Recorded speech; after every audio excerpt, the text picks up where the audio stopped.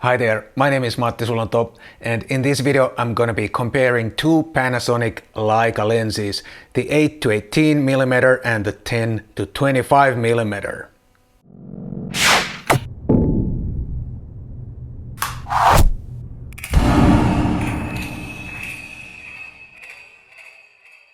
These two zoom lenses that I'm comparing in this video are two quite different lenses. But I understand there are quite a few people who are comparing these two as alternatives to buy.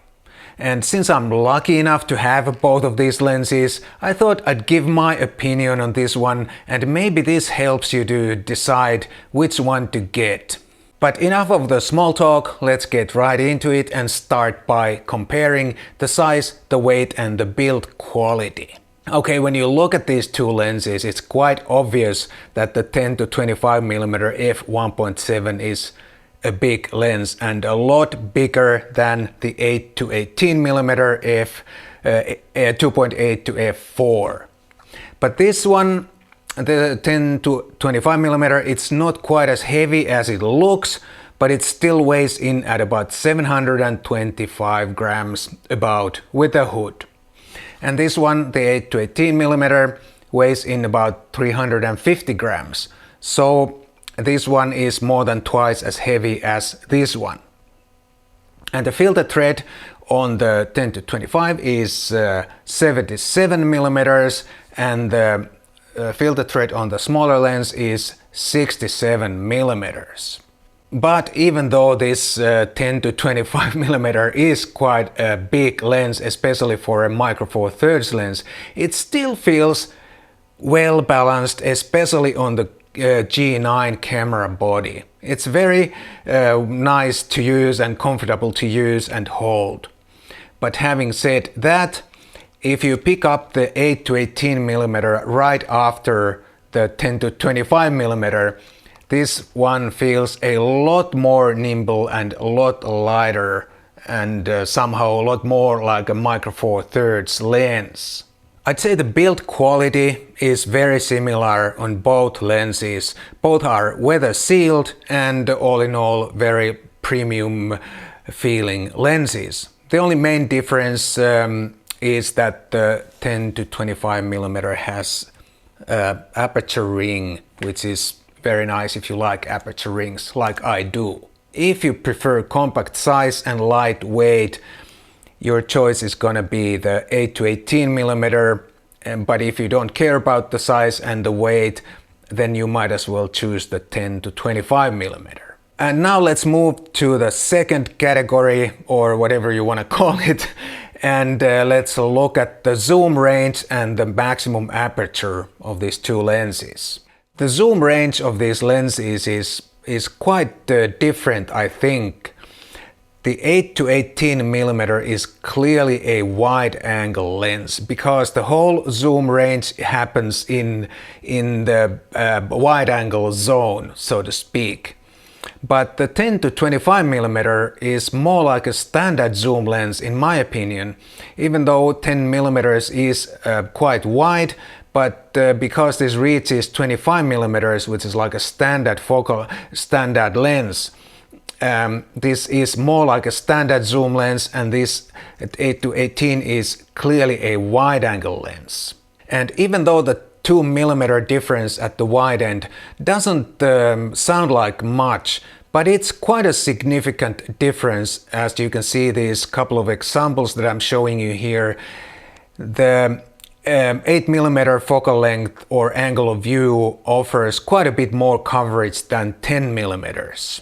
I also noticed when I set these both lenses at the same exact focal length, the 8 to 18 mm is actually a little bit wider. As you can see from these samples taken at 10 mm and 18 mm. This kind of behavior is nothing exceptional. In fact, it's quite common for two different lenses that have the same nominal focal length to actually have a little bit different angle of view. And it has very little meaning in real-world photography. especially when these two are zoom lenses, but I thought it's worth mentioning anyway. The constant maximum aperture of this lens, the 10 to 25 millimeter, is really convenient, especially if you work with flashes or strobes. Then you can choose any aperture, even the maximum aperture, and you don't have to adjust your lighting every time you zoom in or zoom out.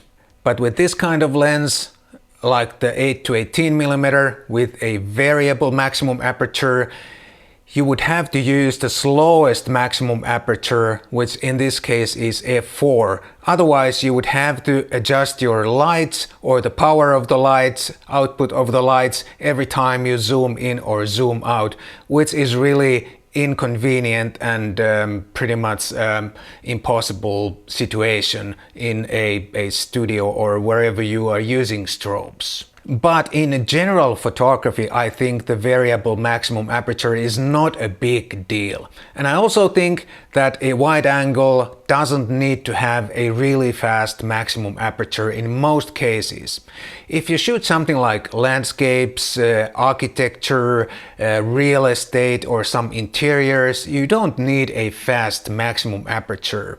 You're probably on a tripod anyway, and even if you're not using a tripod, you can still hand hold really long exposure times with a wide angle anyway. And talking about hand holding, neither lens has a built-in optical stabilizer, but I don't think that's a big problem because you'll probably be using a stabilized camera body anyways, or a tripod for video work. But the fast f1.7 maximum aperture of the 10 to 25 millimeter comes in handy if you have to stop action or movement in low light. And of course, f1.7 offers shallower depth of field than f2.8 or f4. However, the shallow depth of field is more pronounced at close focusing distances, say under 2 meters or so.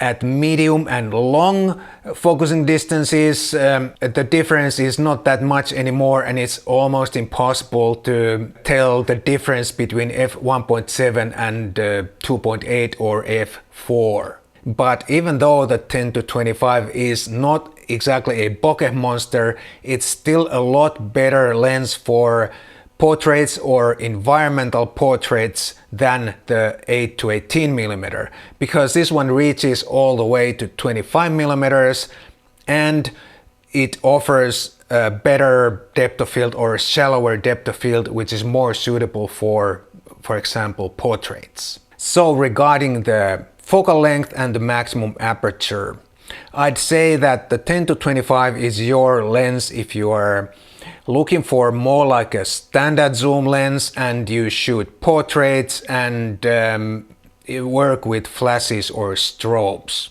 But if you're looking for more like a wide angle lens and you shoot landscapes, architecture, interiors or something similar, then the 8 to 18 millimeter is your lens.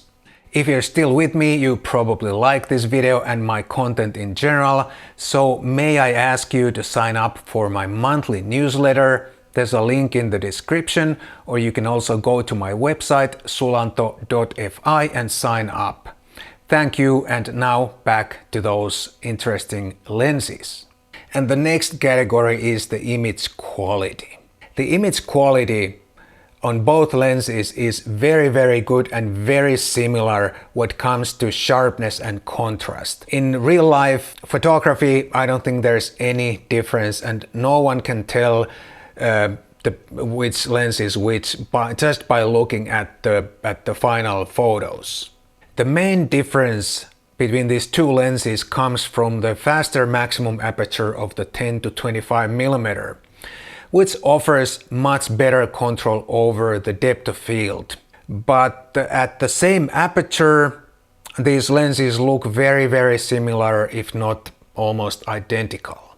So what comes to pure sharpness, there's nothing much to choose between these two lenses. Both are excellent. And the next and the last category is the video capabilities of these lenses. The 10 to 25mm f1.7 wins the video category right away, almost hands down, because the zoom range is so much more practical for video work, and the constant maximum aperture is pretty much a must for a video zoom lens. And also the f1.7 maximum aperture gives you that nice shallow depth of field look for example, interviews or talking head types of shots. However, there are a couple of exceptions where the 8 to 18mm might be a better choice for video. The first one is a vlogging type of video where you hold your camera like this. The 8mm focal length offers you more room in the frame because it's wider, and this is also almost 400 grams lighter, so it's much easier to hold. And the other exception is that if you're using a gimbal, the 10 to 25 might be hard to balance on some gimbals because it's so front heavy. But all in all, I would say this is a really nice video lens. I know there are a lot of people out there who are very happy with their speed booster type of solutions, and if you are happy with that, then good for you. My experiences with speed boosters are not very good, and I would pick this anytime over any speed booster type of solution. So if you are a video shooter, then the 10 to 25mm is your lens. And then of course there is the price. The 10 to 25mm seems to go for about 1,800 euros or dollars. And the 8 to 18mm seems to go for about 900. So the 8 to 18 is about half the price of the 10 to 25mm. You can get another lens or another camera body or a nice trip to a nice photo location for that $900 or euros. Or you don't have to buy anything, just save the money and buy something nice later. As we can see, these two are quite different lenses and made for different purposes altogether, in my opinion. The 8 to 18mm is clearly a wide-angle zoom for photographers, and the 10 to 25 is more like a wide-ish standard zoom lens for video shooters and also maybe for some type of photography. Both lenses are really well put together and they have excellent optical qualities. They deliver sharp results at any aperture. So, in my opinion, if you are a photographer looking for a wide-angle zoom lens, take the 8 to 18mm, you won't be disappointed. But if you are a video shooter or a photographer who shoots low-light action or maybe live music performances or something similar, take the 10 to 25mm. You won't be disappointed. But like I already said, I think many times that these two are very different lenses, and I don't think they are direct competitors. And at the end of the day, only you know which lens is the right for you. And I don't think I can help you anymore, but I still hope this video helps you at least a little bit to decide which one to get. Thank you so much for watching, and I'll see you in the next one. And remember to take great pictures on whatever lens you choose or have.